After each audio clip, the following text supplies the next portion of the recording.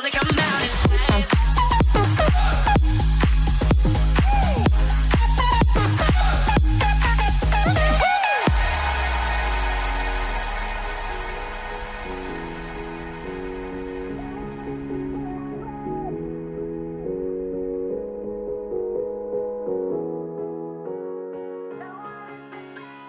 As you will know by now, Cameron and I always offer our services as sound and lighting technicians for the school's main drama production, which happens once every year in the main hall. And on the whole, this year was no different. However, there were a few new and exciting things, such as some of the equipment hired in and some new equipment purchased for the school. So I hope you enjoy this video talking about the sound, the lighting and the projection for this year's school production.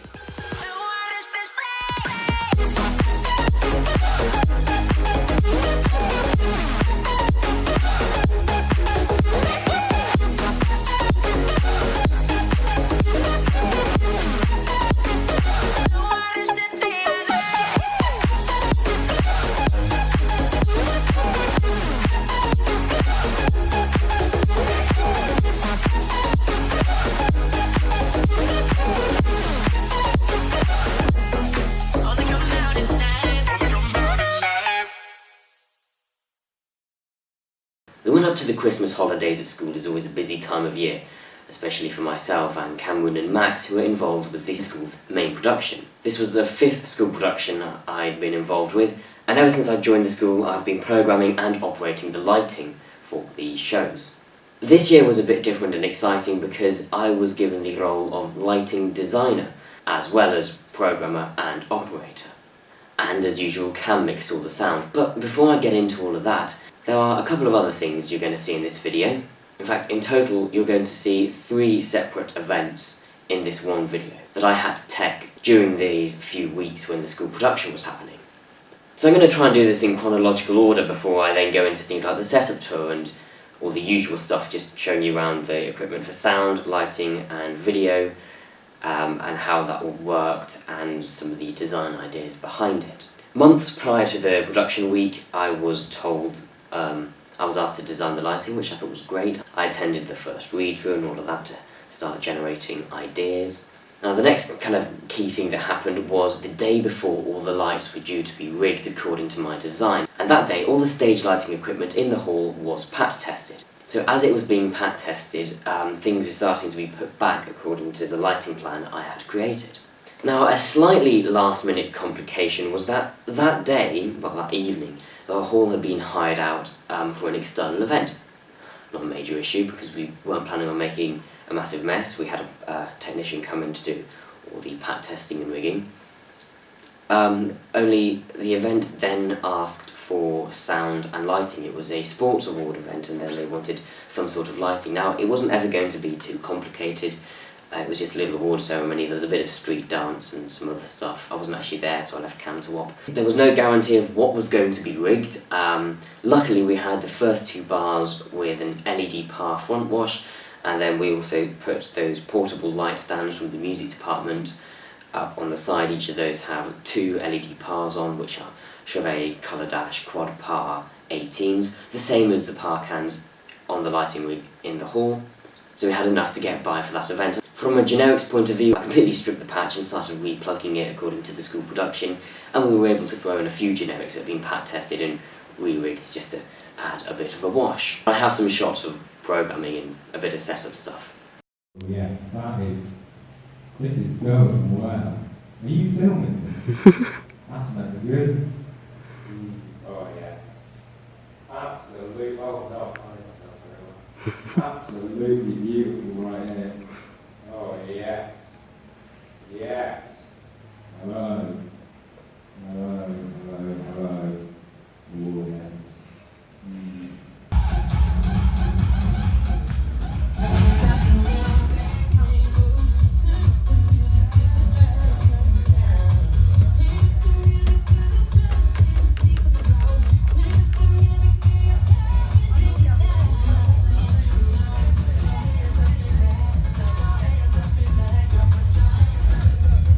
Sexy.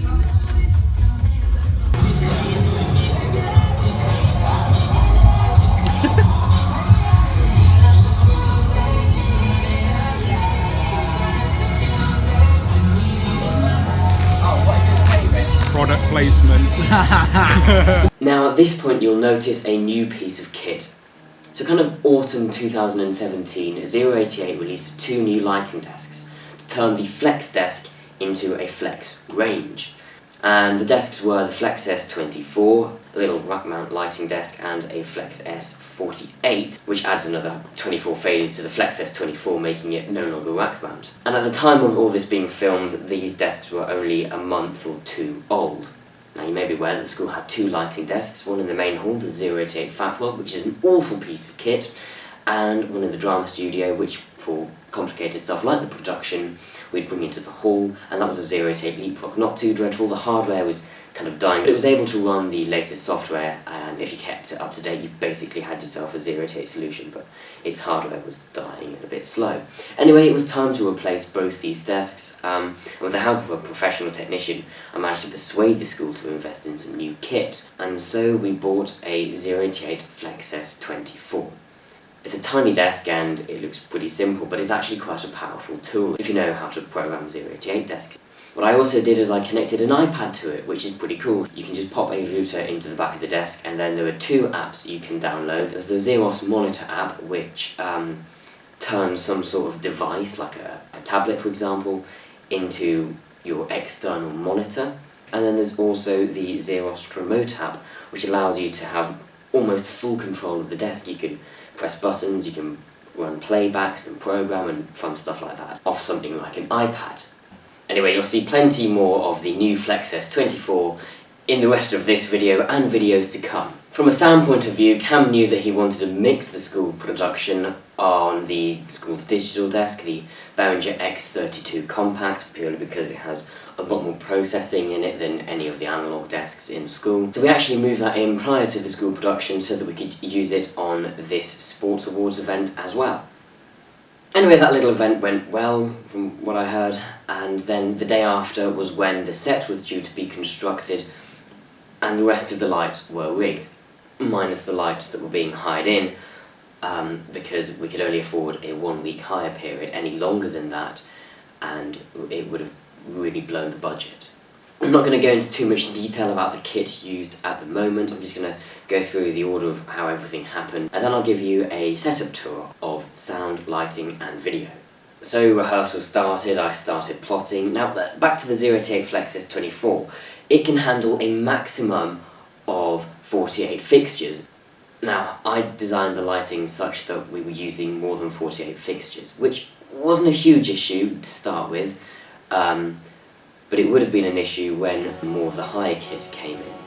This wasn't a major problem because as well as buying us FLX S24, the school had also bought a 088 FLX S48, the big brother to the FLX S24. It's identical in the way it programs, only it can support an external touchscreen and it has an extra 24 faders. The reason the FLX S24 came before the FLX S48 and the 48 was slightly late, well, I'm not quite sure why, but it was just delayed in the manufacturing. You've got to remember that these desks are brand new, so it arrived just in time before any of the high kit came.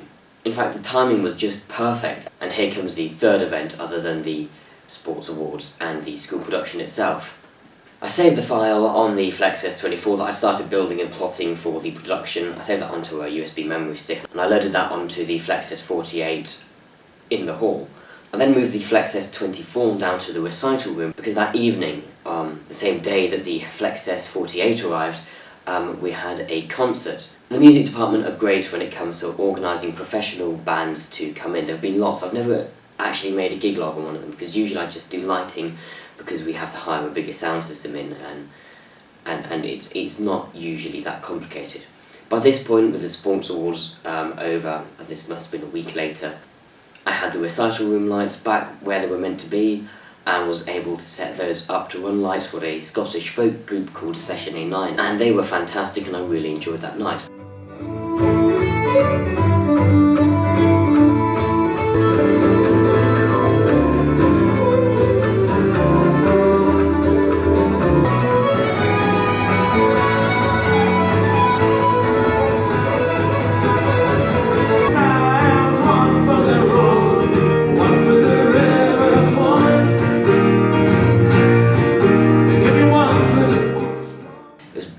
time that the FLX S48 arrived, and I could bring the 24 down and run light for session A9, just busking it all on faders, bit of colour intensity, nice and simple, and overall that looked really good. So that's everything that happened in chronological order, and we've also kind of established that we were working on like 3 projects almost all at the same time. Now back to the school production, which is the main kind of thing to be speaking about in this video. I was the lighting designer and programmer and operator for the production. It was really nice to be asked to do this. A quick bit of background: the play itself was written by the school's drama department and was really inventive and clever, and it presented a kind of lighting design challenge in that there were distinct sections, each of them very different. We had naturalistic scenes in an office, and in the part of the set where we had an office above the door we had a DMX controlled fire exit light, which was just the shell from a natural fire exit light, and then you put a little lamp in and then run that into a 15 amp socket and pop that into a dimmer, so you have DMX control. That meant as the area of light on the office faded out as we transitioned into one of these kind of storytelling scenes, as those lights faded out in the office, the emergency lighting could fade out with it, and it just helped make that area of set look naturalistic.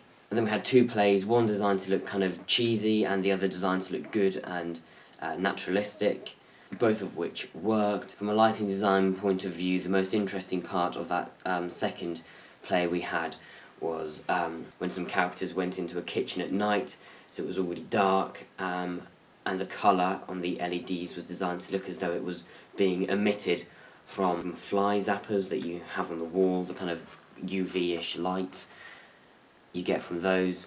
And then we also used an ETC source 4 shuttered quite nicely to resemble the interior of a fridge with a steel gel-in, as 2 characters got trapped inside a fridge.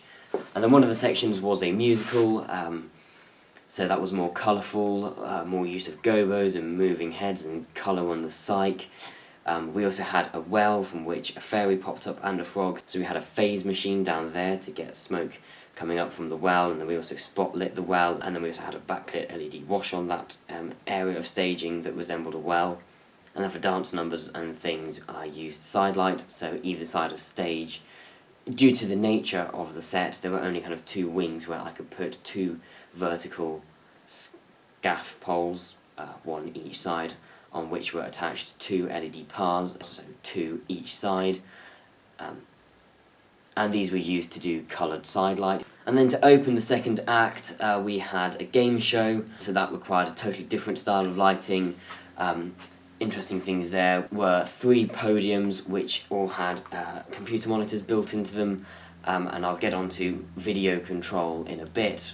And each of those podiums for the 3 game show contestants were spotlit with square profiles from a cluster of 3 ETC source 4s with straw gels in. The game show also allowed for quite a lot of moving head work with the 4 Elation Platinum Spot Pro 5Rs that we'd hired in, such as sweeps for transition sections and audience searches for intros and exits and the usual kind of stuff you'd see on game shows. And then the final storytelling piece that we had was this abstract beat poem backed by electronic music composed by Max, who, yes, not only was helping us with the sound and lighting and projection for this production as he usually does nowadays, but he composed the vast majority of the music for this production. And this section was really good fun. It used a bit of projection, but it also had interesting things going on with profiles. Each of those had steel gels in it. That was meant to represent a street outside a club. Also on that street we had a couple of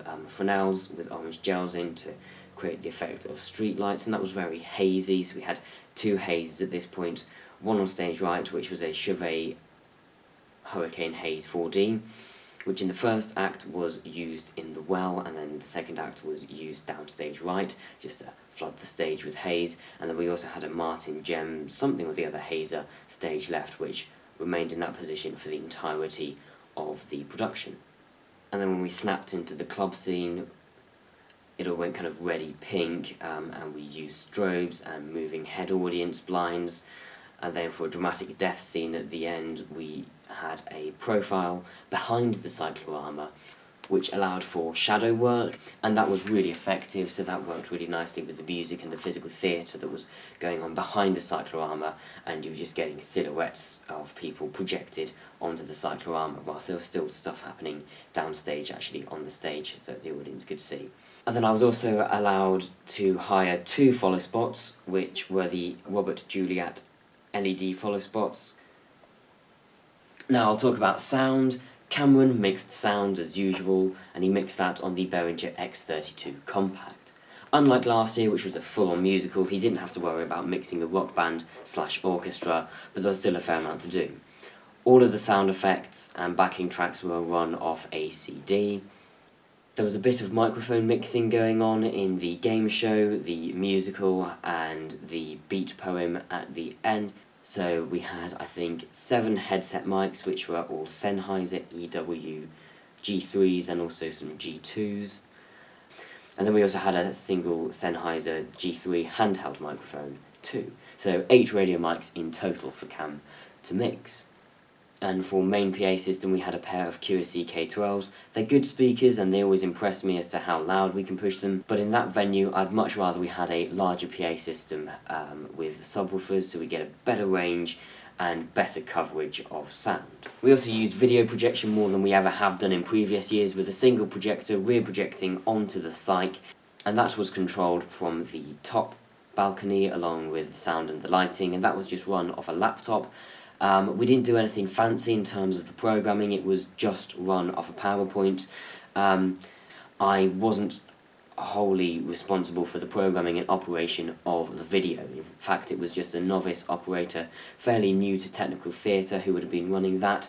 So using a PowerPoint meant the director, who was the teacher, could construct a PowerPoint, which they did, because they had a real idea of what video content they wanted projecting in the game show section where the projection was used, and it also meant novice operators could really easily jump on and edit and run the PowerPoint. Now my job in terms of projection was to oversee how that laptop, the top balcony, went down and communicated to the projector itself, and so we ran VGA over Cat5, which is good because we have Cat5 patch panels. And then we did a similar thing with HDMI over Cat5 to control the 3 screens built into these game show podiums, but the challenge there was that each of these 3 screens required separate video content. The most cost-effective way to do this, as it was only needed for one scene, was to run the content on a PowerPoint, but as we were building it, imagine that PowerPoint slide divided into quarters. The 4th quarter could be discarded and the other 3 could be used for the 3 screens. Then the computer outputted a single video source over HDMI, which seems pretty normal.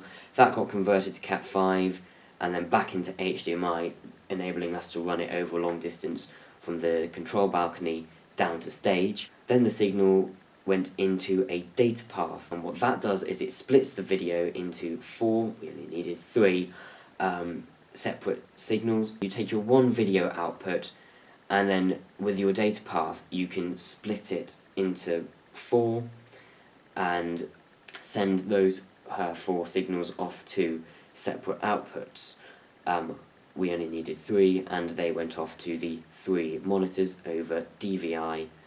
Unfortunately I have very little footage of that, which was a shame because I was really pleased with how they all looked. So yeah, that's pretty much all I have to say in terms of setup tour. I hope I haven't missed anything out. But I had a really good time designing, programming and operating the lighting for this show, as well as helping with sound and video projection. From a technical point of view, this was quite an ambitious school play in comparison to what we'd done previously, but the team was up for the challenge and it all went really well. And before I end this video, I'd like to show you a couple of clips that I managed to record from a dry tech session when I just finished programming the lighting for what was one of my favourite sections of the production, which was the abstract beat poetry with Max's fantastic music. You don't get a real sense of it all coming together with the impressive physical theatre that went on as well, and the poem that was recited, because this was a dry tech, because I don't have permission to film the actual performers. But yeah, this was my favourite section from a lighting point of view. So I hope you enjoy these clips, and then I'll finish the video. So thank you very much for watching. Goodbye. Remember, if you have any comments or questions, leave them down below.